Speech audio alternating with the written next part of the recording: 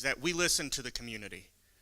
We may not have always agreed or got to the result that somebody wanted, but we were listening. We were visiting the sites. We were looking at the project, talking to the stakeholders as well as the neighbors. That's what we need to continue to do. Listen to both sides, listen to the community members, and then work our best to make a decision.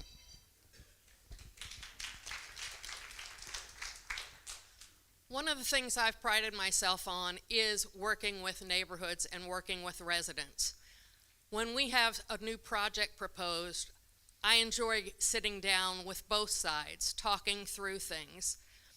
You know, my daddy taught me that if you come to a negotiation between two people with different ideas, if everybody leaves just a little bit disappointed, you've probably gotten to a good conclusion. And that's what I like to do. I like to bring folks together, hear the pros and cons, and go from there.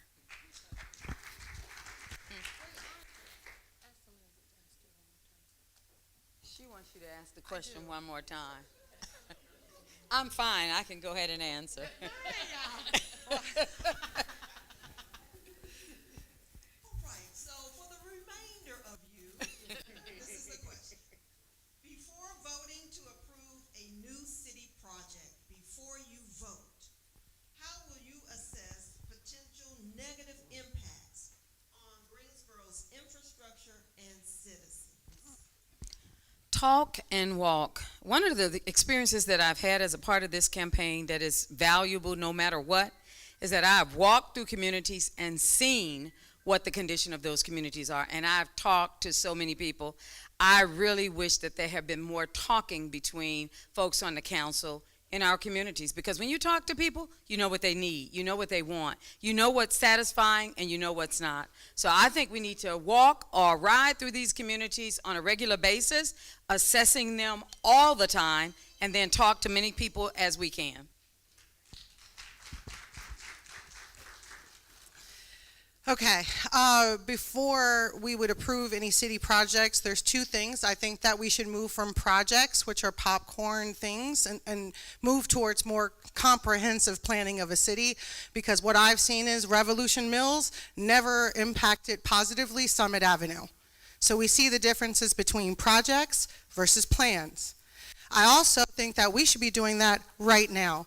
There's an urban planning tool of a pattern book that I hope to bring in the first 12 months, almost immediately, which is where community can weigh in to pre-vetted architecture and design, so that when developers come in, they have that in their tool as already pre-vetted. Thank you. So 30 seconds is not long enough to really answer this question, so I'll just tell you the upper level of it. And that is, we're going to research what the issue is, bring community in, have staff at the table, really discuss the issue and the vote and what my community and how they want me to vote. And that's what we're going to do on our end.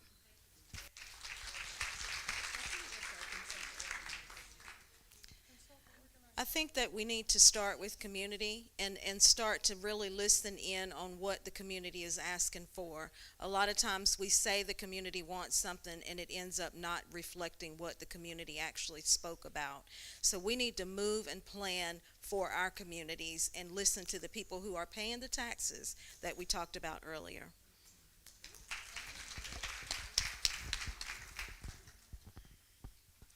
I'm used to going last through all these forums, so this is kind of fun. Everyone said all the great ideas, but I have to agree.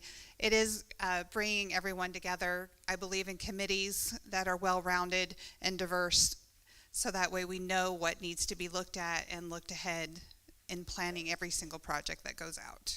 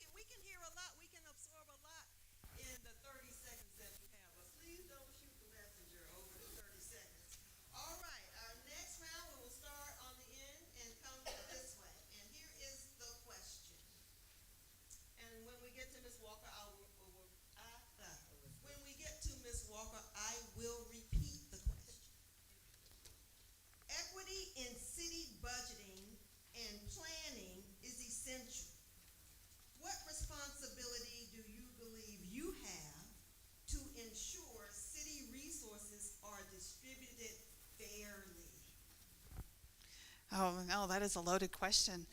A good question. I think it starts out with a forensic outside audit of each and individual department, because there hasn't been forensic or fiscal responsibility to have equal distribution of funds. And sometimes it can't be equal, because there may be one part of town that does need more resources. And hearing tonight, there definitely needs to be some catch up. So we're not going to always be able to equally distribute it, but we need to go where the resources are needed the most.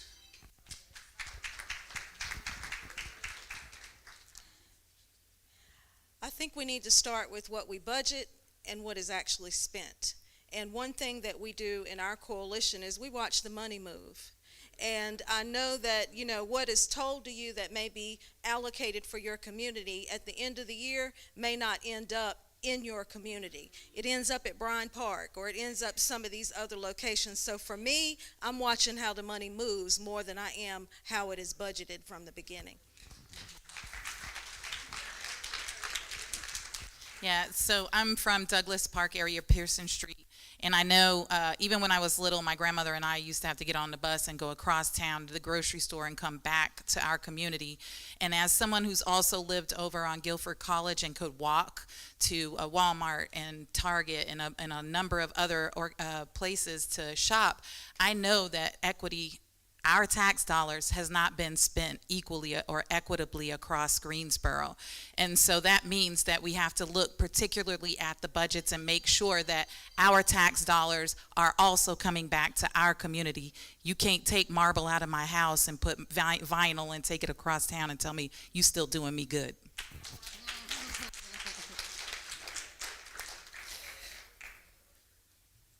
Okay, so bullet points: stop the short sales of city property to developers. Temporary fixes are wasteful spending. Will always have to be charitable, but if we don't start thinking long term, we're always going to be wasting money in the budget. And the one thing about the budget is we can be starting to work with city staff right now. We can be proactive. We know what's coming down the pipeline. We know what's cutting SNAP, Medicaid. We need to be proactive in talking about that right now, not waiting for budget season. 30 seconds. Yay!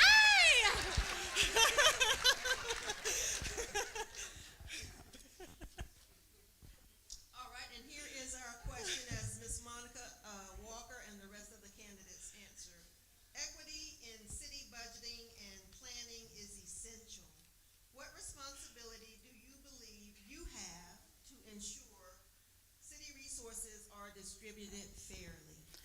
Full transparency and full accountability. Too many of us are confusing equity with equal. It's not. It has not the same thing.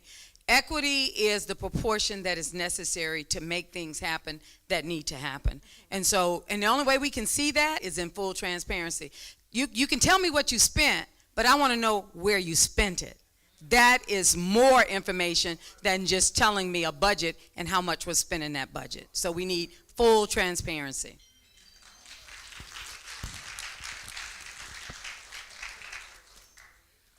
I would say one of the key issues here is how does the next council work together?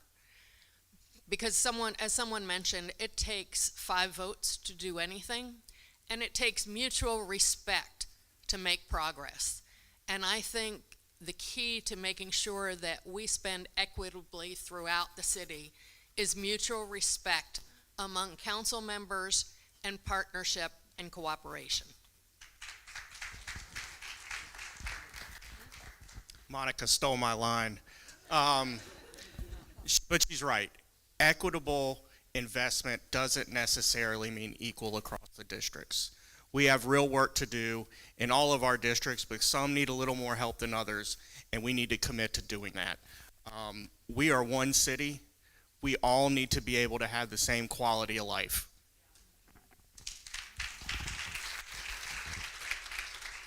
So going last, everybody's already said it, but I would say it again, transparency.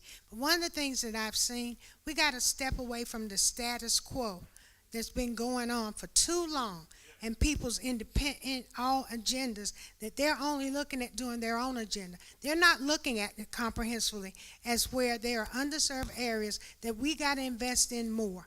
But that's been number one problem. Status quo thinking of those who think they're better over here than those over there. And we cannot return to that. I'm telling you, we got to have a council that thinks broader than that and fairer than that.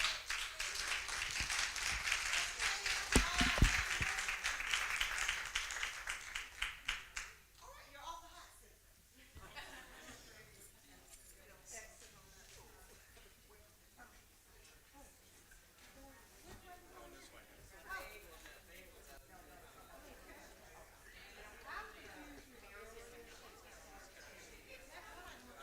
All right, so as we move to our next group of candidates, which would be the mayoral and at-large candidates, it's time for another raffle. Does everyone in the room have a ticket?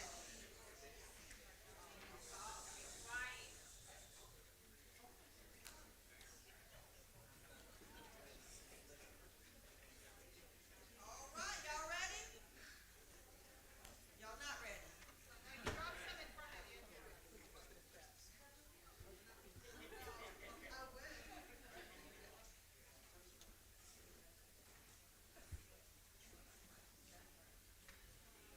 Again, I believe this is a $100 gift card, grocery gift card. Last three numbers. Who has five? Raise your hand if you have a five. $100 gas. What are we doing? All right, where my fives? Did Denise come 5 tonight? and 4. What are we doing? 5, 4, 8. Go ahead. Downstairs. 5, 4, 8. Going once. Going twice. 5, 4, 8. All right. 5, 5, 3. Oh! 5, 5, 3.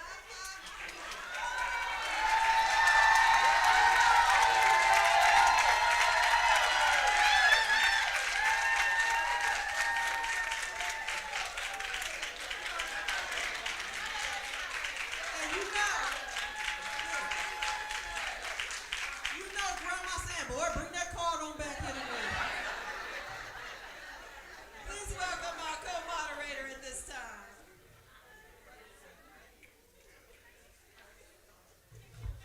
I know that's right. Y'all heard that baby say they have one car and daddy drives it to work.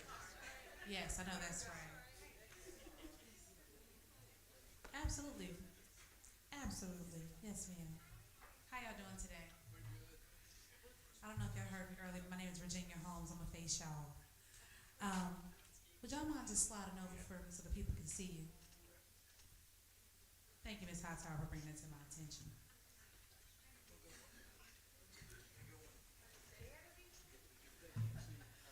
Look at y'all look so good. I like your jacket. It's real nice. Hey, Miss Pender, how you doing? Nice to see you. Again, my name is Virginia Holmes. I am your co-moderator this evening, and I will be addressing our mayoral and at-large city council candidates this round. Welcome to the grease. It's hot and it's popping up here. Get real cozy and comfortable. Maybe want to unbutton that top button right there. These roles impact policy citywide, from zoning and infrastructure to policy and environmental regulation. So we're eager to hear your commitments to East Greensboro. I'm going to start with our mayoral candidates, if that's okay. Since there are only two of you, I'll have you both take the podiums. And I'll start with ladies first, of course. That's Mary Kay. Ain't she so pretty, y'all? You're pretty too, sir. You're very pretty too. Yes, I see the pop of color. Okay, decorum. Remember I said decorum.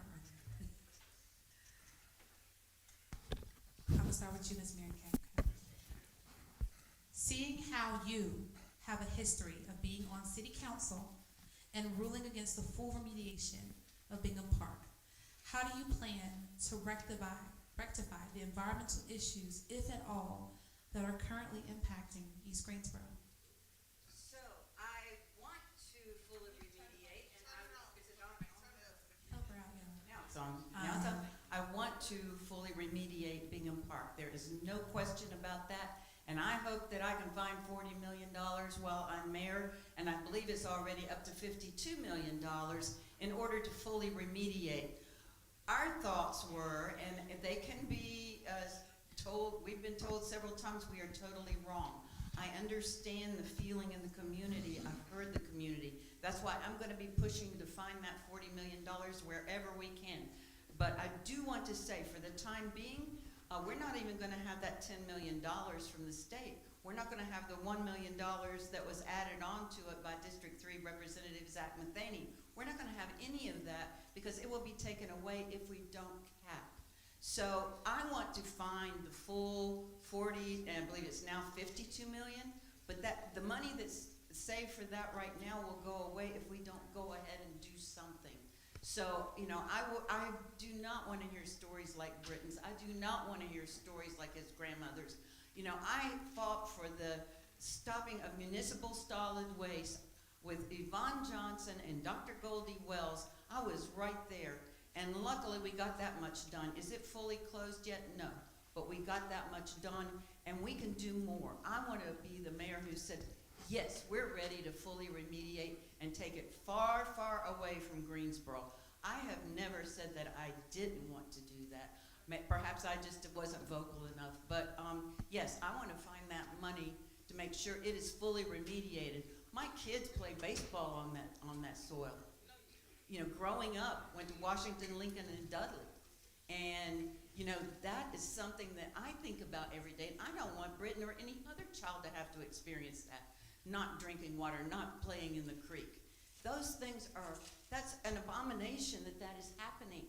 But currently we don't have the 42 or $50 million, and I will make sure that I will do everything in my power, and I do have representatives I can call in the state. Perhaps we can get a coalition going there so the monies can be found. I don't know where the time clock is. Okay. I got you covered. You're good, Miss Mary. Okay, you're fine. So, you know, it's something that my heart is absolutely broken that we currently do not have that money. And everyone says, and you're probably going to hear it, well, they can find money for what they want. But that money is not there right now. And I don't want to lose the $10 million, $11 million that we currently have, so that we can do something. So let's do something first, and then hold me accountable. You come back and tell me I didn't find that $40 million, $52 million. I'm going to work as hard as I can to make sure it's done. Thank you, Miss Mary Kay. And before I go over to Mr. Perkins, I think to share a bit of light, and you don't have to respond to this. I think with the statement that you made was what they were referring to in the question with the capping. Yes. As the Yes. voting against the full remediation. Oh, and I because understand. Capping Yes. would not be the solution, it would be No. just a Band-Aid. It's only a Band-Aid, and, you know, I want to shoot to try to get all the full remediation done. Thank you, Miss Mary. Thank you. No, you're fine. And you can stay right there because I'm coming right back to you. Or if you want to have a seat, I'll call you right back up. Okay. Mr. Perkins, same question to you because you too have a history of being on City Council and ruling against the full remediation of Bingham Park. How do you plan to rectify the environmental issues? Hold on, y'all. If at all, that are currently impacting East Greensboro. Can you repeat that question? Because I heard something that I'm not sure I understand. No, absolutely, and I'll slow it down too. Hold on. For mayoral candidates, okay, y'all, seeing how the both of you have had a history of being on city council and ruling against the full remediation in support of capping, putting a Band-Aid over Bingham Park, how do you plan to rectify the environmental issues, if at all, that are currently impacting East Greensboro? I'm Robbie Perkins, and I was on city council for 16 years, and I was mayor for 2 years. And my voice is kind of failing, so please forgive me. But I did not vote on Bingham Park because I haven't been on the city council for 12 years. So I don't quite understand that part of the question. However, I'm going to comment a little bit about my history in East Greensboro because I served from 1993 to 2005 as the District 3 representative. During that time, I was one of the leaders with my friend Yvonne Johnson of building some $200 million worth of housing in East Greensboro with 3 nonprofits. We did great on housing and changed the face of East Greensboro. Number 2, I led opposition from my council seat as an at-large member from 2009 to 2011 against municipal solid waste being in the White Street landfill. Right? I did. And there's your spokesperson validating what I did. I fought tooth and nail against the reopening of that landfill for municipal solid waste. And I can sit here and tell you that the vote for capping Bingham Park was a 7-2 vote on the Greensboro City Council, with Mr. Holston and my friend Yvonne Johnson going against it. Now, I sat on that city council with Yvonne Johnson for a long, long time. In fact, when she ran for mayor, she called me up. I'd retired from city council for 2 years, 2005 to 2007. She called me up and she said, "I'm running for mayor, Robbie. I want you to come on and be my wingman." And I unretired and ran at large and ran with Yvonne Johnson.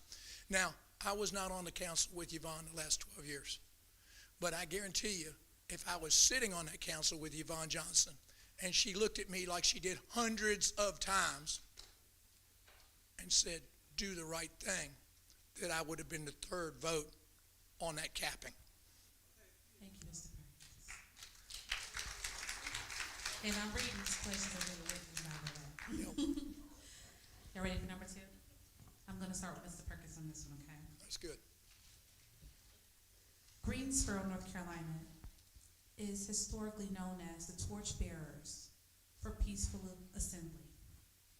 Not only did we inspire our own civil movements, but we also influenced the international civil rights movement. Started right here. This comes from the audience. It is my understanding that you have taken the stance on possibly allowing President Trump to send National Guard troops into Greensboro. If the students at NCA&T decided to hold a demonstration on campus about their constitutional rights for freedom of speech, will you be in support of protecting those students? And to be more specific, what specific policies or initiatives would you support to improve collaboration and communication between GPD and the community to build long-term trust? What a question. How long do I have? 3 minutes. 3 minutes. Absolutely wonderful. Absolutely wonderful. Thank you. I am so glad you mentioned the International Civil Rights Museum. International Civil Rights Museum. Movement. The movement. The movement. Yes. International Civil Rights Movement was started in the Woolworth store downtown when 4 brave North Carolina A&T Aggies stepped forward and started to change the world. And we remember that today. And it's important that that museum and that facility be here when we're all gone. And it will be, because it's that important to not only this city, but to the country and to the world.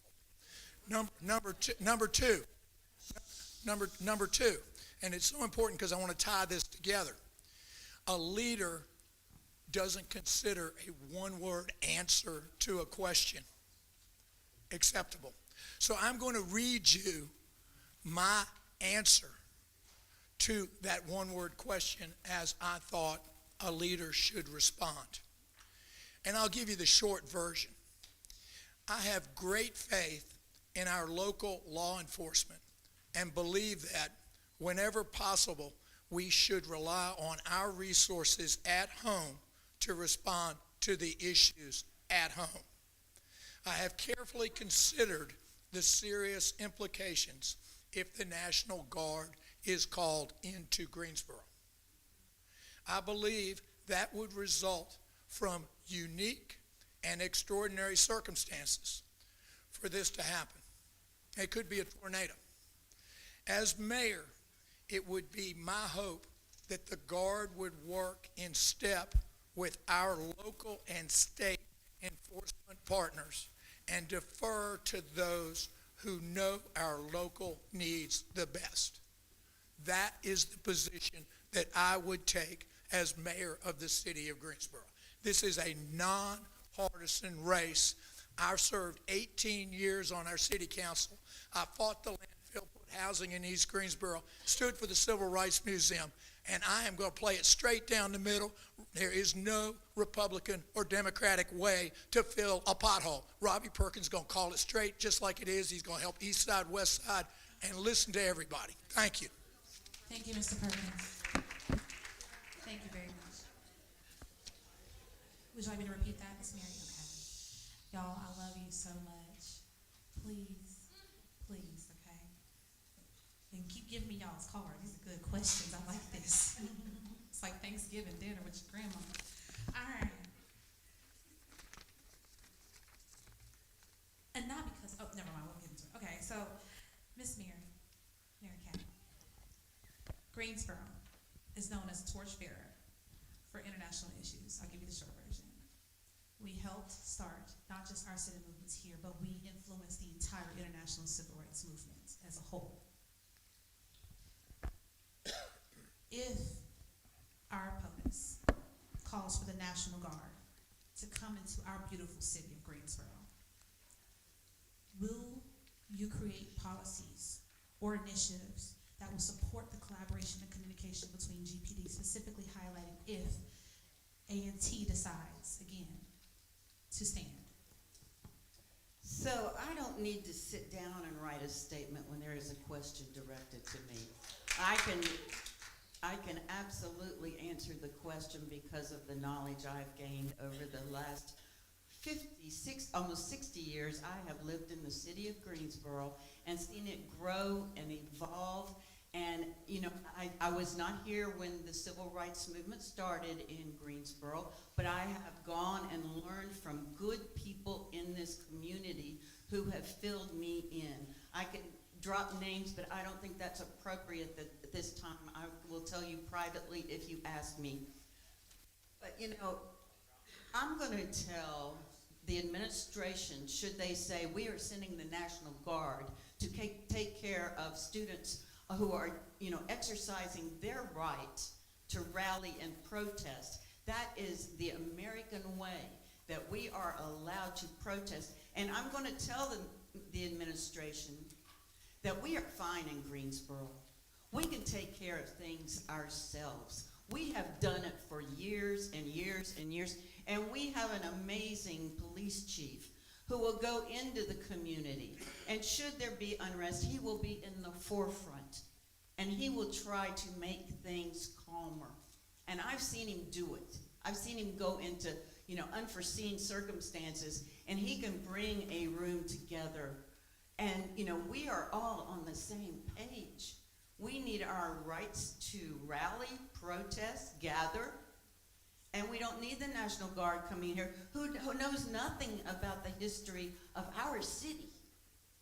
And that's what is most important to me, that we are allowed to exercise our freedoms by saying what we want to and doing what we want to a limit. We don't want to be, start throwing rocks at each other, but, you know, it's no question to me. I can answer right off the top of my head. I would let them know that Greensboro is fine, and if they need to hear some of the history about Greensboro and why we are fine, I'll be happy to fill them in. Thank you. All right, now I'm going to start with you on this third and final question, and I promise I'll let y'all rest. There are a lot of storage units being built on every block and every corner that we cannot live in. I'm just going to get to it, okay? Do you feel it is inhumane to not have adequate housing for our growing unhoused population? And if the answer is yes, what are your thoughts to address the housing crisis? Yes, so I'll be happy to address that. Oh, it is an abomination and a shame and against every fiber, should be against every fiber of every person's being, that anyone is being unhoused or mistreated. So what would I do? I can tell you the things that we as a team, now city council is a team, and you need a leader who can bring a team together and everyone work on the same projects. One district may have a project that they want to push, another district may have a project, but to bring everyone together, I want to give one quick example. When we had the issue about the White Street landfill years ago, I believe it started in 2007, right around then, I was tasked by Yvonne Johnson and Goldie Wells to get the other side of Greensboro on board. And I did. I brought District 3, 4, and 5, and we had people from 3, 4, and 5 coming into Greensboro. So it's kind of the same thing I'm trying to compare it to, is that we need to bring our council members together and work on those projects. So what we are doing in the city about those who are unhoused, we have the pallet shelters, which gets people out of what the situation that they are in for the night. We don't want them freezing to death.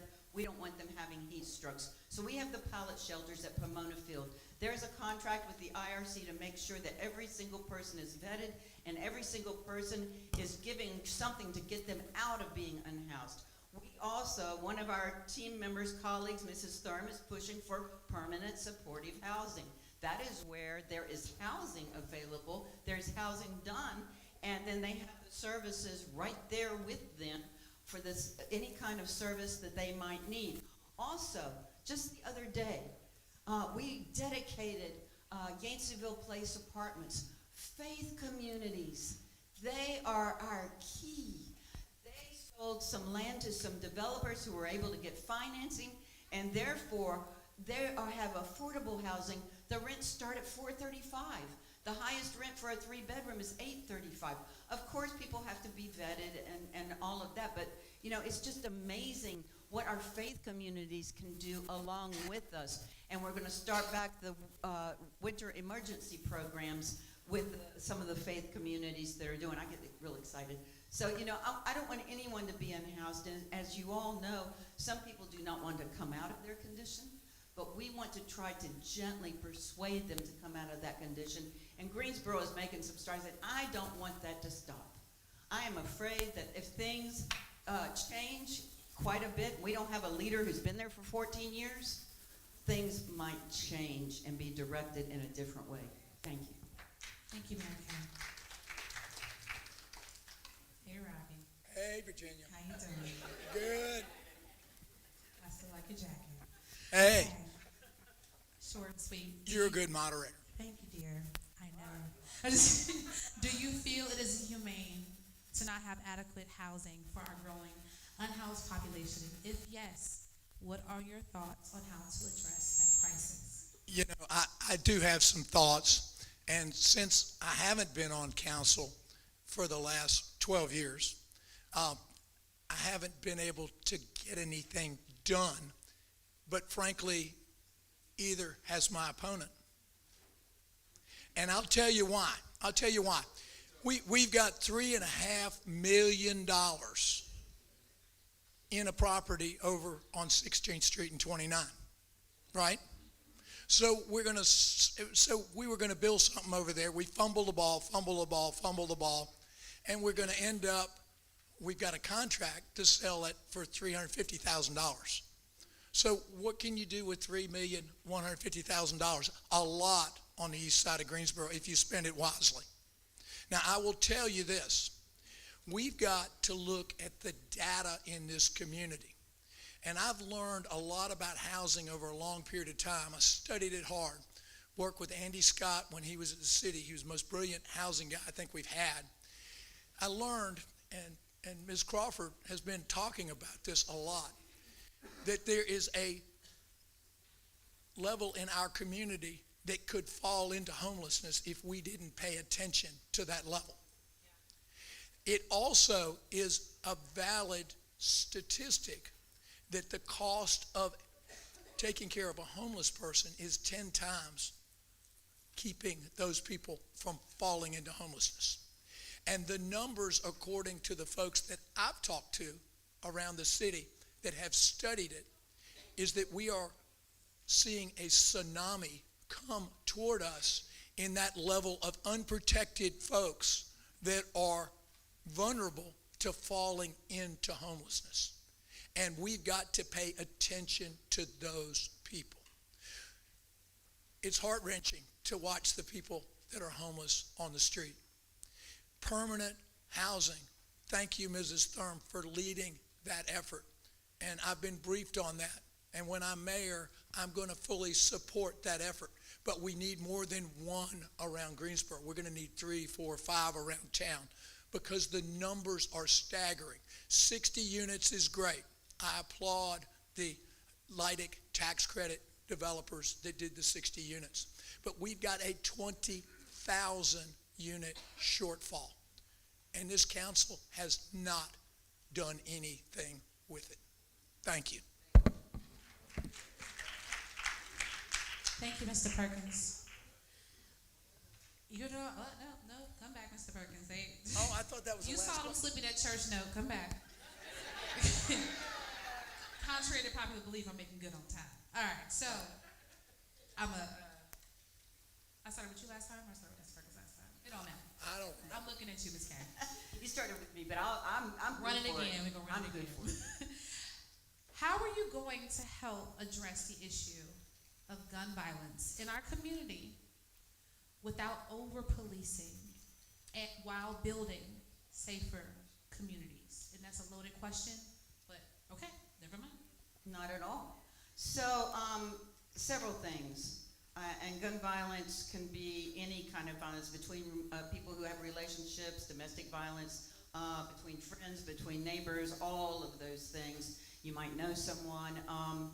It could be between gangs even. So gun violence is one of the issues that I've been actually working on for the last 14 years. And actually before that, because I was tasked as a Greensboro City Council member when I first came on council to work and see if the Family Justice Center would be something that the city could get on board with. It's a one-stop shop for anyone experiencing domestic violence, elder abuse. And as was said earlier with our lady, and I'm so sorry I forgot your name, but who's been a lawyer, that she is in there on the ground in the pop-up place where the Family Justice Center is, about gun violence specifically. Unfortunately, there is a lot of gun violence in every municipality, but what I have been doing personally, I'm on the board of Crime Stoppers and Gun Stoppers, but what we do is we are boots on the ground in the neighborhoods where gun violence is. I work with the Mothers Standing Against Gun Violence. I work with the victims advocates. I work with all those, and we go out into the neighborhoods, and we leave flyers about certain homicides. These are mothers and sisters and fathers who have lost their children to gun violence. I've been to the funerals. I've seen the mothers cry. We've got to figure out a way. So what we are doing, and I truly believe it makes a difference. I really do. I walk with them in every neighborhood where there has been a homicide. And we walk, and we don't knock on doors, but you'd be surprised at the number of people who come out and talk to us. It's all about building relationships in the community. And you've got to be boots on the ground. You've got to go into the neighborhoods. You've got to learn how people think, how people want to be treated, how people want to be safe. You know, every single person in Greensboro should feel safe. And it's all about building those community relationships. And I will say that Chief Thompson requires that of his police officers. You know, we were short on police officers for a really long time, but luckily we have almost enough now. But those officers in the CRT, the Community Resource Team, they go out with us into the neighborhoods, and it's eye-opening. We get tips all the time on other activities that, you know, maybe we did prevent a gunfight, maybe we did do something, but it's just so heartwarming to go into the communities. Did I wear it out? Go into the communities and hear what people say about gun violence and what they see every single day. Thank you, Ms. Berry. All right, Mr. Perkins. 30 murders in Greensboro thus far this year, just putting it out there. How are you going to help address gun violence in the community without over-policing while building safer communities? Thank you. Too many guns, Too many guns. How do you get rid of the guns? I'm not an expert on policing.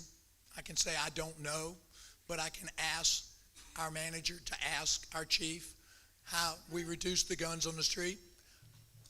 One of the ways that I've been involved the last 10 years, I was on One Step Further's board, and I chaired that board the last 3 years before stepping off May 31st to run for mayor. And we had responsibility for Gate City Coalition. So we had interrupters go into the different neighborhoods that we were assigned and talk to people and try to talk them down instead of them shooting each other.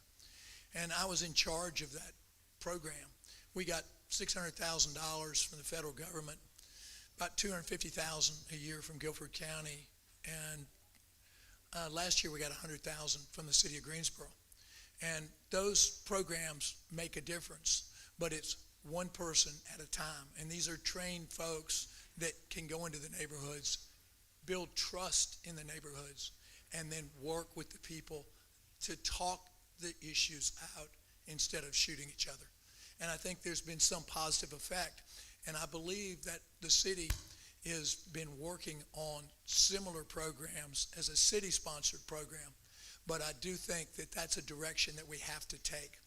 I also believe that we've got to start letting our police work on traffic issues more, because people are driving way too fast across the city, all areas of the town, and it's a safety issue. But I will, as your mayor, have a zero tolerance for racial profiling. Policing in our city is a tale of two cities. One side of town wants more enforcement. The other side of town wants to be safe, but it does not want to be profiled. So we've got to figure this out together. And I can give you my 100% commitment that I've got zero tolerance for profiling. Thank you. Thank you, Mr. Perkins. Thank you, Miss Mary. Y'all can have a seat. Y'all can rest. That was good. We should get them some water. That was hot. I ain't lying. We got refreshments for you. Y'all did a good job. The next set of questions will be for our city at-large candidates. And I'm super excited. So I think I'm going to take a chapter here out of my colleague's page and start with whoever's last name is first. And so, thank you so much, y'all. Mr. Irving Allen, thank you for so graciously coming to the stage. Same as before, I'm going to ask all of you the same question. You're going to get your time, and we'll just go like that, okay?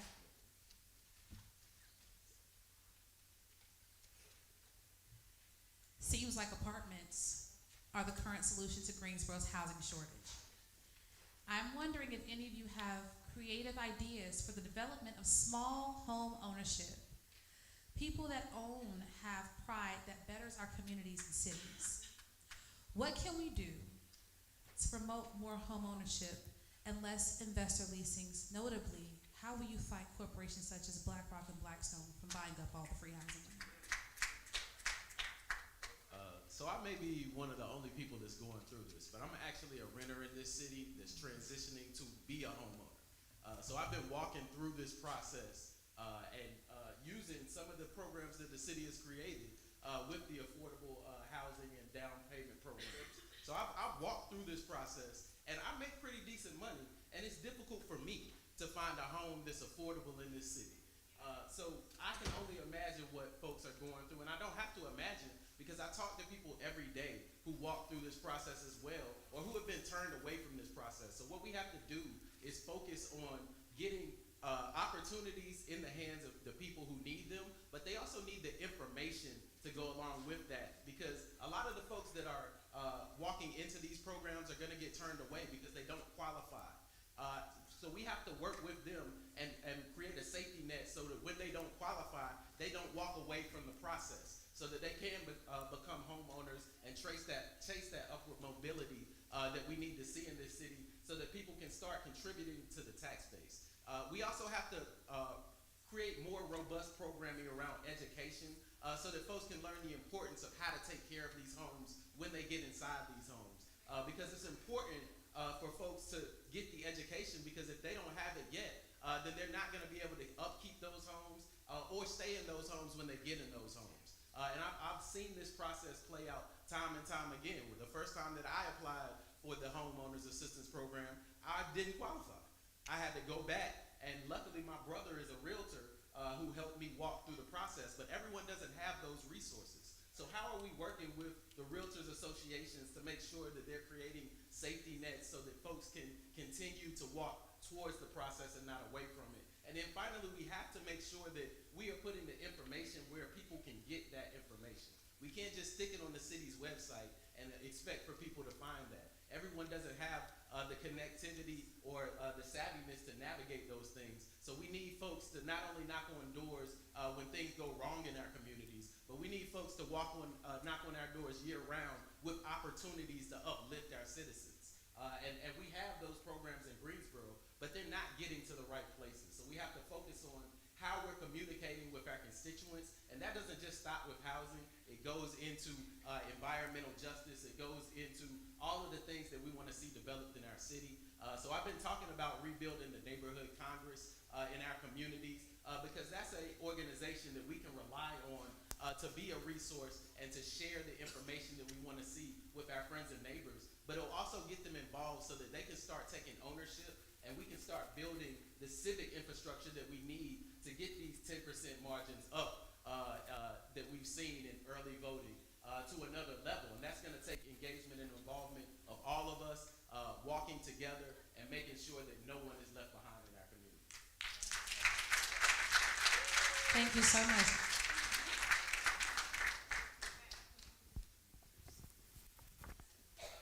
All right. Hey, Mr. Beard. Hey.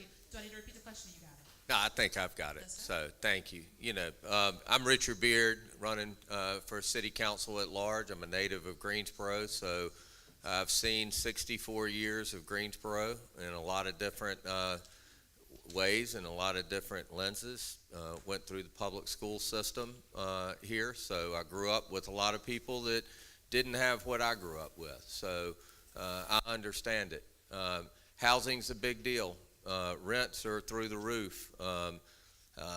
You know, we've got a housing shortage which continues to drive prices up. We've got a county government structure that likes to reassess our properties every 4 years, and it's up to this city council on whether or not the rate stays neutral, and we lower the rate so your tax bill doesn't go up.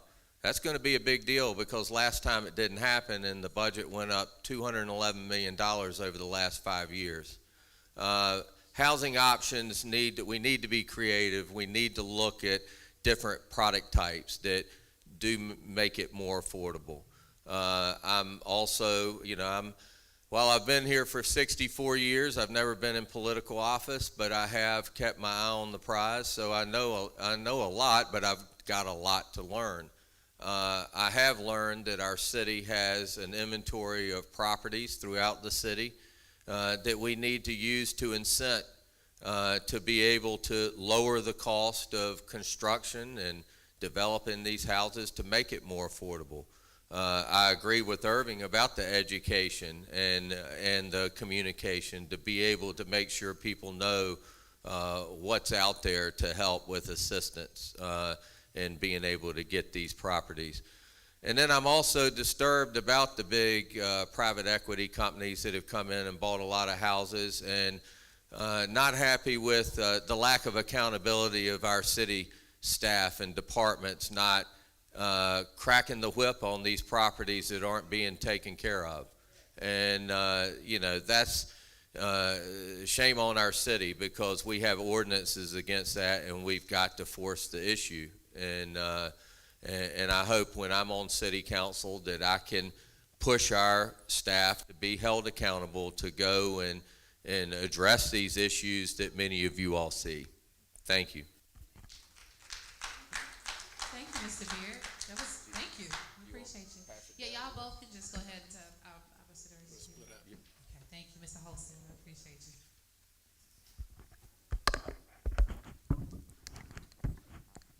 Would you like me to repeat the question? Yes, please. Thank you. All right. except y'all so funny. All right. Apartments have become the solution in Greensboro housing, and there's a shortage. I mentioned the storage units everywhere that we can't live in. I'm wondering if any of you have creative ideas for the development of small home ownership, not the tiny homes. People that own have pride that betters our communities and cities. What can we do to promote more home ownership and less investor leasing rental options, specifically addressing private equity funds like BlackRock and Blackstone that are coming in and buying up all the private housing? Thank you so very much for the question. Housing is a human right, and every resident that we have deserves housing. Now, sometimes that's rental, sometimes that's for purchase, sometimes it's a tiny home, sometimes it's a brownstone. And we need to be encouraging that in our community. One of the challenges we have, and I'm the CEO of the Greensboro Housing Coalition, where we advocate for fair, safe, healthy, and affordable housing. And we see a lot of the challenges that you're speaking of in this question. What I would really like to stress is the home ownership piece. And over the last 5 to 6 years, the challenges that we've come about are when COVID came in, with inflation, with the supply chain being disrupted, housing prices have skyrocketed. They have absolutely gone through the roof. As they would say, but I won't say it here with the good pastors in, the rent is too darn high. We need to get more residents to purchase. With the prices being so high, the one way of getting there, and Brother Allen was mentioning it here, is the down payment assistance program. Those programs are the programs that are going to make the homes more affordable or more attainable for those residents looking to purchase homes. You're looking at purchasing, because when you purchase, you have buy-in. When you have buy-in, you have skin in the game, and you tend to take care of the things that you have skin in the game with.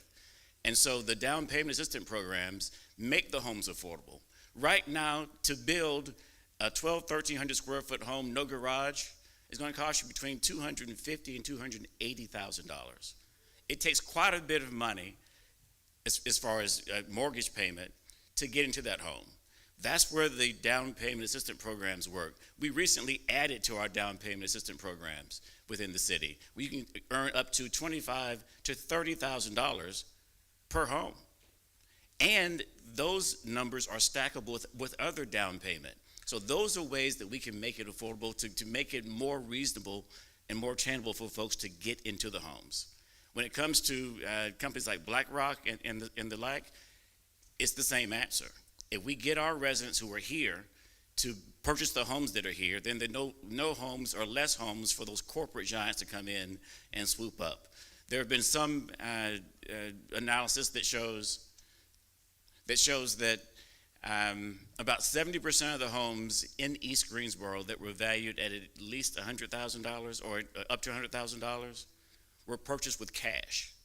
And I can tell you more than likely those cash purchases were not made by residents who live in the community. So we got to protect ourselves. We got to protect ourselves. We got to make sure that folks have the opportunity to purchase those homes, down payment assistance, and then the financial literacy programs such as Housing Consultants Group will also help. Thank you, Mr. Perkins. All right, Ms. Pender. I was thinking about like a pillar of light, you know, beacon that you are. Just so gorgeous. I could teach you, but I have to charge. Okay. Do you need the question again? I believe I understood the question correctly. And again, when everybody goes before you, you hear some of the same answers. But I'm going to take it back to myself, almost with Urban. I myself went through that journey probably 2 years, almost this month is 2 years ago, where I went from renting for 20 years and didn't think it was attainable for myself. And so one of the things, and now I sit here and think, I'm like, is it still attainable? Because it's like I purchased my home and it has a 6% interest rate. And so that's high, in my opinion, based off of what was happening before. But when I look at housing, and I've said this a couple of times, and we're looking at everybody, we want to be able to create the space for options, because home ownership is not for everybody. But if people want the opportunity to be able to have home ownership, we want to make that possible. And how do we make that possible? is wages and income. I'm just gonna be honest with you. Because if you do not have the economic power, purchasing power to be able to do that, we can keep talking about this over and over and over again.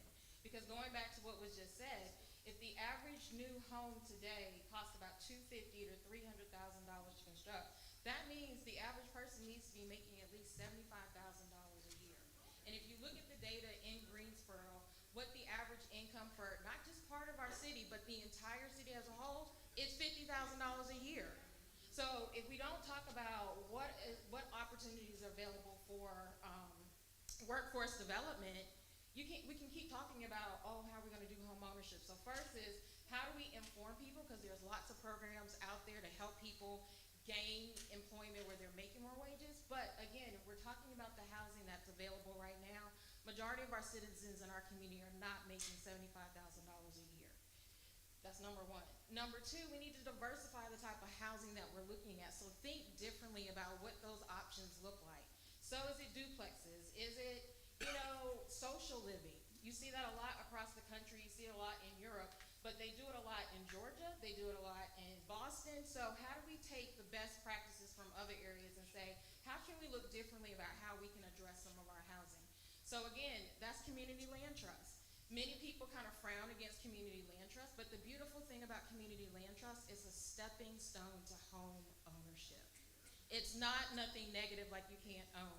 It's one way to be able to say, I may not have the income right now, because again, going back to, like I said, the income, you need to be able to have the income to be able to afford it, but being able to be a part of a community land trust allows you to be able to say, hey, I can do this right now, and then going back to like the education, so it's about education, information, and then helping people walk through those steps. So my question to you would be, how do you best like to receive information? Because again, when we're talking about making sure you can get it, I can say, I like about web, I like about this, but think about our third spaces. Where do we go to get that information? Where's the source of truth where we get that information? And let that be the starting. Okay. Well, we can talk about this later because I'm just passing it on. But again, to me, it's income. We got to look at the income. Thank you, Ms. Pender. Thank you, Ms. Pender, my lovely pillar. We appreciate you. It's crazy that you would mention that. We're going to scooch on over to a lightning round. This is going to be a 30-second response, y'all. Yes or no preferred. But you only get 30 seconds, and this is why. Ms. Pender, you said something that's crazy. Yes, actually, yeah, you can do. I will let y'all do it in the seats, except for our mayoral candidates. Thank y'all. Y'all can just hold your mule. We got you. All right. This is for at-large candidates. Would you, Mr. Beard, I'll start with you, be willing to establish a fund that families can access to preserve their homes?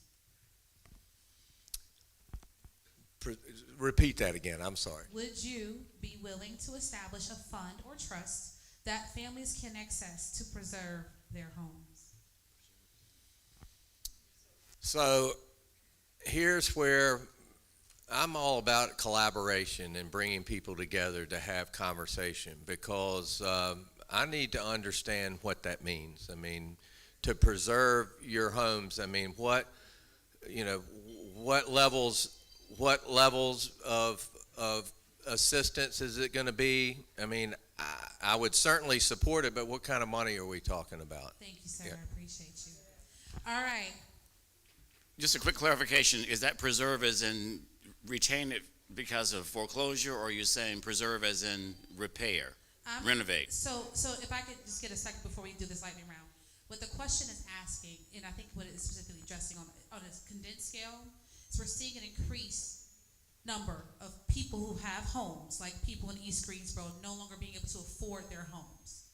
And so what can we do, or what would you, this is your job, be willing to do to establish a fund or a trust even that will allow equity to remain in the families in these rooms right now so they can sustain their properties as the goalpost continues to move. Essentially, what the question is asking is, will you be able to establish a fund, or will you be willing to establish a fund that families can access, which means that they have access to it. Whether it's they come to you for a grant or not a loan, because they shouldn't have to pay it back, so it's theirs, so that they can maintain their homes. For example, with the rent increases, mortgage increases, things of that nature, if that makes sense. Taxes, etc. Yes. In addition to that, we also have two programs. One that Ms. Crawford mentioned earlier about the TEAMS project. There's the eviction mitigation program, $440,000. Then also the city has a program for repairs of your home to help you, to assist you to get those repairs done. So yes to the first, and then the other two. Thank you, sir. I appreciate you. And we will get to that because that line, do not be calling back. Okay. Infrastructure, we'll get to it. Ms. Pender, Can you repeat the would question? you be willing to establish a fund that families can access to preserve their homes? I will look at it two ways. One is, and I've mentioned a couple of times in some of the conversations, is how do we have an anti-displacement policy? So as we continue to see the development and growth that we're having, which is a good thing, but we want to make sure people can stay in their homes. And so I would look at how do we develop oh my goodness. Keep going. You get your 5 seconds. I was reading that for you.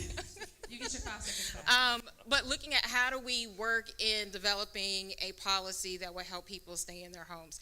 In addition to that, we also have the JS homes that was mentioned. So again, those are resources that can be able to help individuals.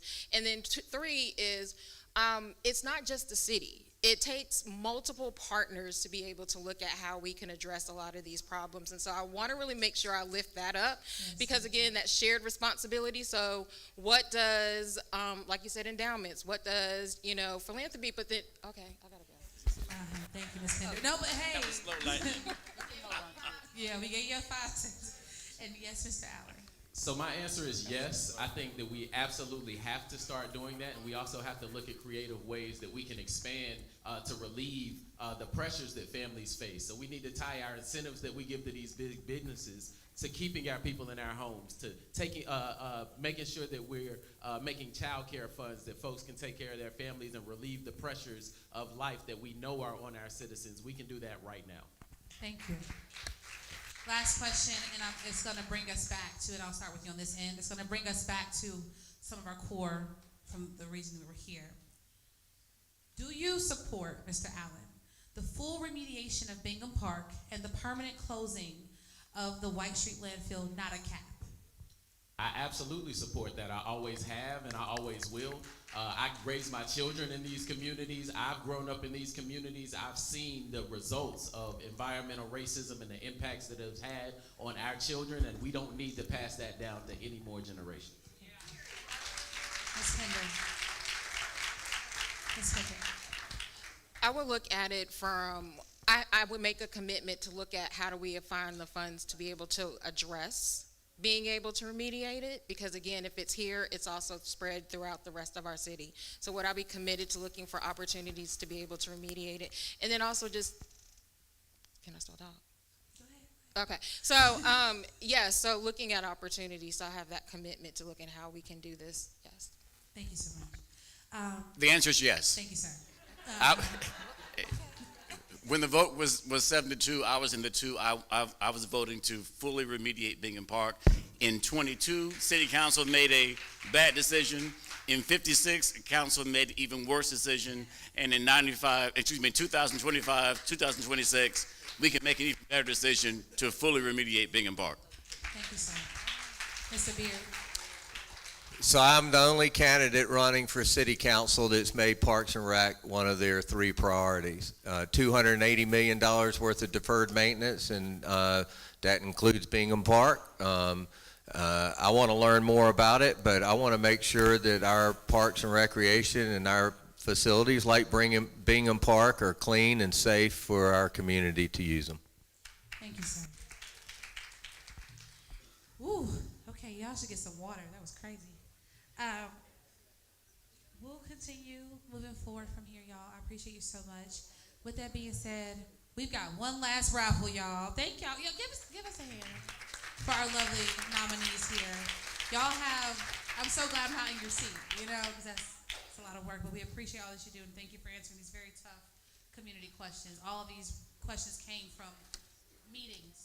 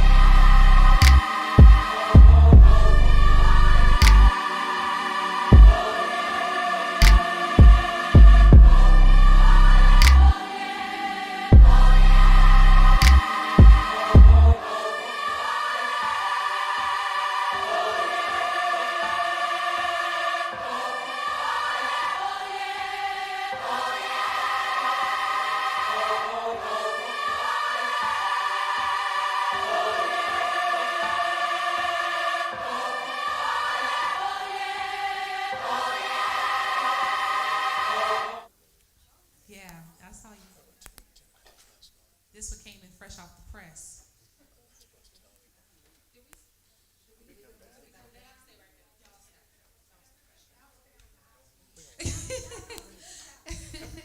And we'll, yeah, thank you very much. I think it's just for space purposes, that way everybody can be seen. All right, Mr. Marshall, you're more than, yep, that's perfectly fine. And if you, because you did say you were new. If you're not familiar, just try to answer to the best of your ability. But this Say that is, again? you are newer to the city, you did say, correct? You're newer to the elections? No, I have not run before. Run before, but you're, okay, well, even better, so you're not new to this, got you. Would you promote the return of Roku laws? Roku laws are regulated housing conditions and enforced housing codes, etc. Would Ruku? Ruko, thank you. Y'all see how it's written, thank you. Would you promote the regulated housing conditions and enforcement codes, etc., for rental housing? So I'm not sure what exactly is in those laws. However, as far as enforcement of codes and ordinances, absolutely, I think we need to do better at that. We are not doing enough as a city with our enforcement. And quite frankly, it's complaint driven, which means we're not enforcing things uniformly. You may have somebody with an issue on one block and it's the same issue on the next block, but they're not being held to the same standard because nobody's complained. I don't know if that's a staffing issue or if it's a policy issue, but I think we can do better so that we can enforce things uniformly across our city. Thank you, sir, I appreciate it. And I know y'all tired. You can just sit it right there, baby. I know y'all tired of seeing you. We're actually gonna let our primary moderator come up to finish this off, okay? Because I think you're gonna appreciate these next round of questions, okay? Thank you, Mr. Marshall.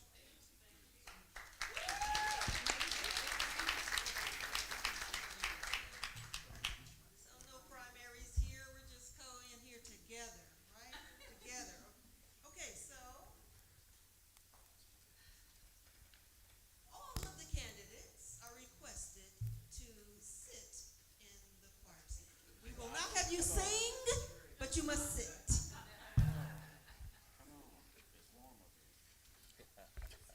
All right, they said it's warm up there. Does anybody need some water?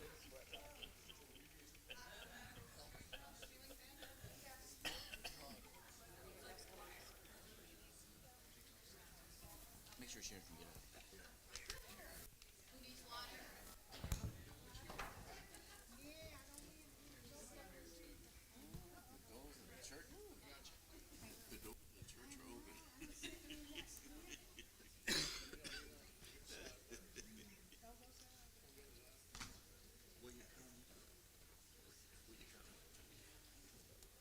All right, so here's what I'm trying to do. I see some questions that have come in specifically for a particular candidate, and so I'm going to have that particular candidate address that question.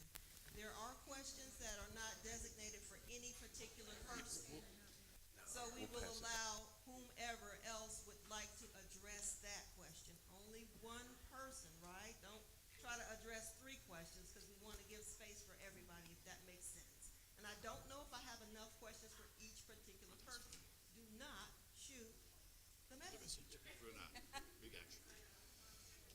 30 seconds. All right, that's Mr. Marshall. 30 seconds, that's good. All right, I'm going to go with the persons that I have specific questions for at this time. For Robbie Perkins, it is my understanding that you have taken, I think we've asked this question. All right. We've asked that question.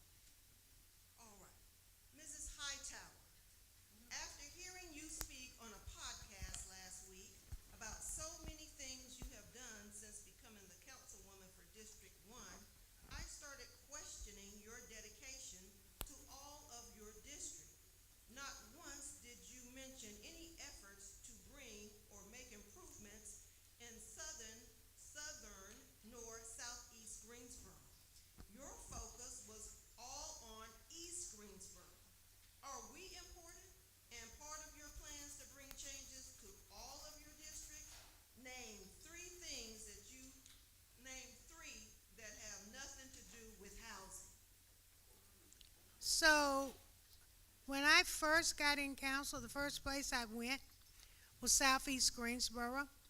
Took a ride with Nasha McCray and asked the question, what is going to happen on Short Farm Road, which is in Southeast Greensboro? And why is there a lack of park amenities in Southeast Greensboro?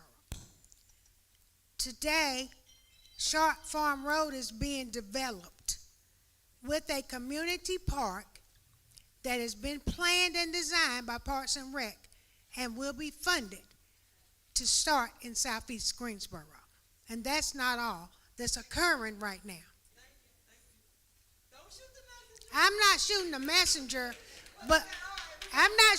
messenger, but 30 seconds ain't enough to get it. I'm trying to. As I said, we hear your passion. We hear your passion. We hear your passion. All right. This may have been stated before, but it's in the pile. And I don't mean any disrespect with what I'm reading. I'm reading it the way it's written. Mary Kay, are you now in favor of full remediation of Bingham Park? Because that is not the way you voted. Why are we full remediating Hampton School? Why aren't we, I guess, fully remediating Hampton School? The community does not ask for Oops, I'm sorry. I thought you were finished with the question. the community did not ask for full remediation of the school. So let's just go with these questions. Are you now in favor of full remediation of Bingham Park? Because that is not the way you voted. And why aren't we fully remediating Hampton School? So we are fully remediating Hampton School, but when we were asked for the vote, I specifically said from the dais that I want to be able to find those funds in order to fully remediate Bingham Park.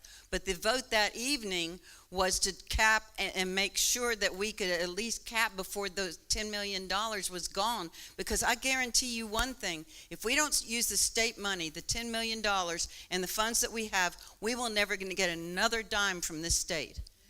So we absolutely need to use that money now because it's gonna go away. All right, would one person stand up, please? Thank you, sir. What about programs and safe places for youth? So there is less guns, less crime, and the opportunity to benefit from the gifts and talents and intelligence of our young people. So I started out organizing with young people, and I'll tell you that you have to have relationships to be able to impact their lives. So we have to build relationships and programming. It can't just be a program, and they have to be involved with creating those programs so that we can connect them to the futures that they want to see in our city. All right, would one person stand up? What else? How do you feel about the cancer-causing 5G towers, mainly in black communities? I don't know enough to say whether 5G towers definitely cause cancer or not. I will tell you that I've got several of them right around my house as well. So it's a question. I don't know enough about the topic to give you an answer of whether or not they cause cancer or not. If they cause cancer and if that's scientifically proven, then we need to address it. All right, would someone stand up?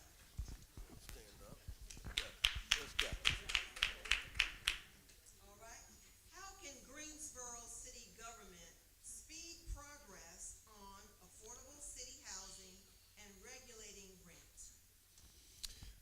Well, one thing, three other things that I talk a lot about is responsiveness, transparency, and accountability. So, once again, I've already talked about accountability. I mean, we need to make them priorities. We need to make sure that the staff follows through with what's asked of them. we've got to, it's an issue that we've got to continue to work together. Once again, collaboration, but then we've got to hold city council accountable, and city council has to hold staff accountable.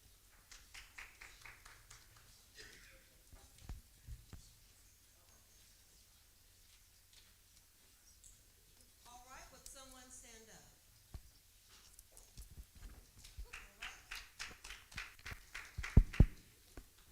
How are you going to help with violence, specifically gun violence, in communication? In communities. Let me start over. How are you going to help with violence, specifically gun violence, in communities without over-policing and building safer communities? I'm going to continue to support our Department of Community Safety, Dr. Letitia McNeil, the group that has Gate City 180, Cure Violence, AWOL, Unifor 1. Those are the folks who are literally on the ground working with our residents on a day-to-day basis, touching those who have the propensity for violence and helping to mitigate and prevent with violence interruption. A violence interruption is a quiet business. It's like proving a negative. They're doing the work. You just don't hear a lot about it, but there's a lot of good things going on. I'll continue to support the Department of Community Safety. My last two questions. Please stand up. You've already answered. You already did. What now? All right. Did you already answer this one? Oh, I'm sorry. Did I jump ahead? She didn't stand up for one, you called her. Here. Oh, she called. All right. What you got for me? What is going on with the revitalization program at this present time? Revitalization program in our communities. That's all you got? I'm gonna steer it toward our communities individually. I don't see a lot of revitalization happening. I see a lot of development happening from a ground surface level. We have a lot of abandoned homes that are in our communities. When I think of revitalization, I think of, when we talk about affordable housing, those are affordable options that could be available if we revitalize those. So when I think about that, that's what I think our communities need in revitalization. Is it happening? I don't see it happening. All right, and our final question. Okay. I can't, I did one. Somebody who has it. Well, nobody was standing.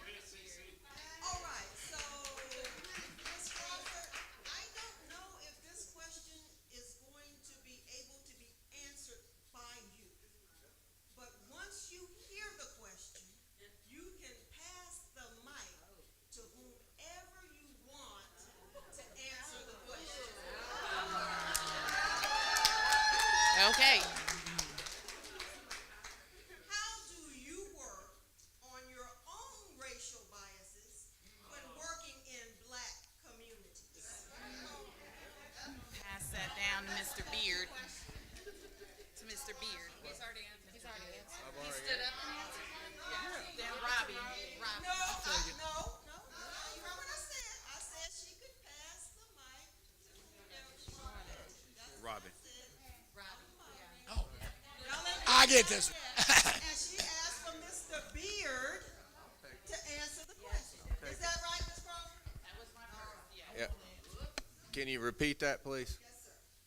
How do you work on your own racial biases when working in black communities? Well, if you go to my website, richardbeardforgso.com, and look at my resume, you'll see that I've been very engaged in this community, all across the community, whether it's raising money and supporting Learn to Swim, which 67% of African Americans don't know how to swim, Team Voyage over at Page High School.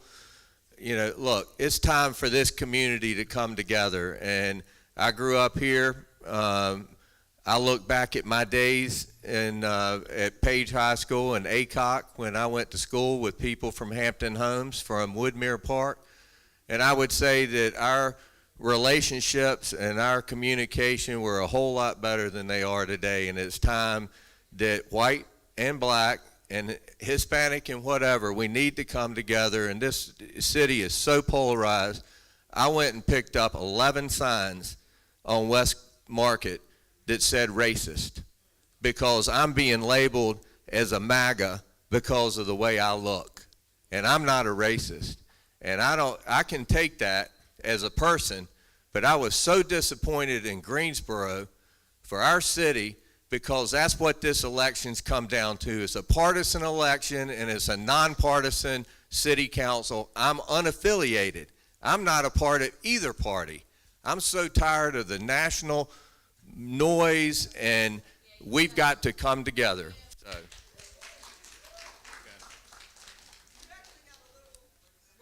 Thank you for the extra time because it's tough. It's tough being the only white candidate running at large. All right, the audience. Okay, so I'm going to tell y'all like the judge used to tell us in the courtroom. So you focus all of your comments right here. Not on the defendant, not on whatever. Just let me have it all. Okay? Just focus it all right here. We don't want any spillover. It's been a great event. We don't want any spillover.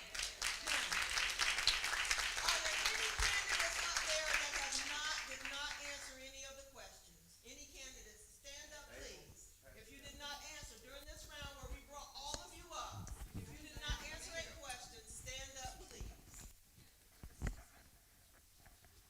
All right. That's right. Stand up. All right.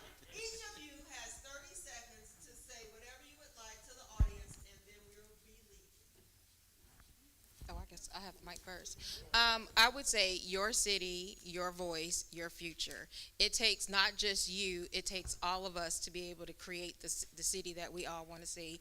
And so I want you to stand in alignment with me. I want to stand in alignment with you as we create the future for the next generation. Jamila Pender for you. Cecily C.C. Crawford, born and raised in District 2, definitely have done a lot of work over the years, seen a number of people in this room in the work that we've done around housing, around jobs, around community safety, around environmental justice. I've been in the community, I've worked with you, and I'm hoping to continue to work with you from that seat on City Council. District 2, CecilyCrawford.com. I'm the newbie in town. I've been here a little over 5 years. I look at it as I have a fresh perspective with a lot of lived experience as well as worked experience that I can bring to the position, as well as having past city council experience in the former town that I lived in. I have a lot to offer, and I hope I can get your vote. JeanetteDavidsonMayor.com. There is so much power and possibility undiscovered in this city. We have an opportunity uniquely at this moment to make this city into something it's never been, but something that it can be. I'm Monica Walker, running for District 2. Would appreciate your vote. April Parker, running for City Council, District 3, y'all. I, just like you, want to vote for people that are blowing our minds with possibility, innovation, collaboration. So these are the characteristics that we need for those 5 votes.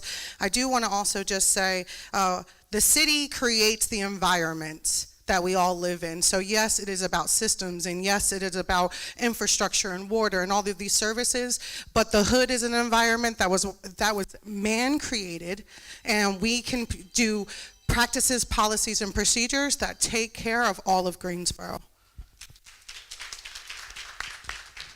Oh, you're done. Good night. Oh.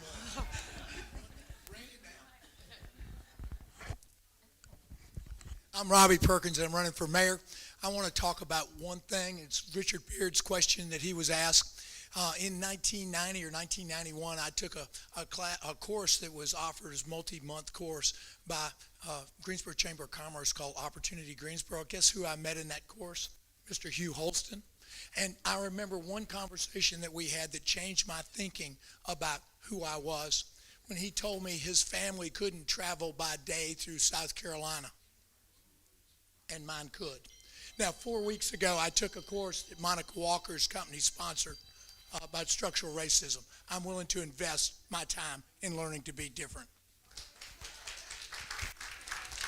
All right, give them a hand, y'all, give them a hand. That's pretty good, wasn't it?